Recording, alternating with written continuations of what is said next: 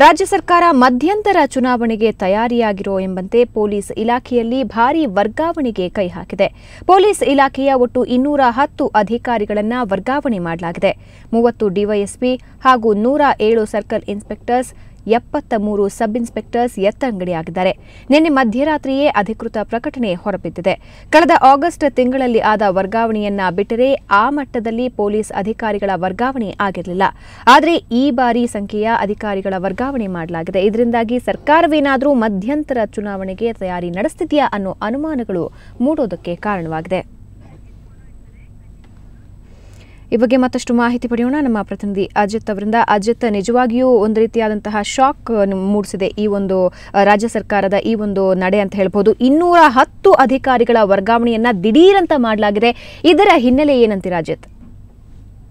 ಹೌದು ಭಾವನಾ, ಇತ್ತೀಚಿನ ದಿನಗಳಲ್ಲಿ ನಡೆದಂತಹ ಅತಿ ದೊಡ್ಡ ವರ್ಗಾವಣೆ ಇದು. 210 ಜನ ಅಧಿಕಾರಿಗಳು ಒಟ್ಟು ವರ್ಗಾವಣೆಗೊಂಡಿದ್ದಾರೆ. ಅದರಲ್ಲಿ 130 ಜನ ಇನ್ಸ್ಪೆಕ್ಟರ್ ಮತ್ತು ಸಿಪಿಐಗಳಿರೋದು ಒಂದು ಗಮನಿಸಬೇಕಾದಂತಹ ಅಂಶ. ನಿಜಕ್ಕೂ ಇತ್ತೀಚಿನ ದಿನಗಳಲ್ಲಿ ನಡೆದಂತಹ ಅತಿ ದೊಡ್ಡ ವರ್ಗಾವಣೆ.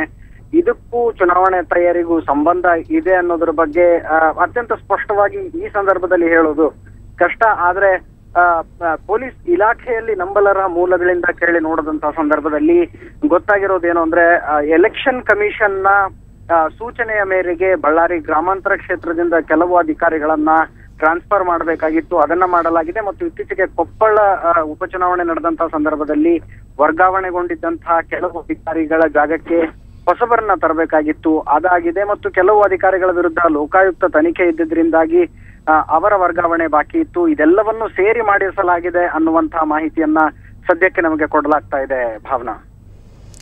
ಓಕೆ, ಒಂದು ವೇಳೆ ಮಧ್ಯಂತರ ಚುನಾವಣೆಯ ತಯಾರಿ ನಡೆಸೋದೇ ಆಗಿದ್ರೆ, ಒಂದು ವೇಳೆ ಆ ದಿಕ್ಕಿನಲ್ಲಿ ನೋಡೋದಾದ್ರೆ ಇದು ಯಾವ ರೀತಿ ಸರ್ಕಾರಕ್ಕೆ ಸಹಾಯ ಆಗುತ್ತೆ ಅಜಿತ್?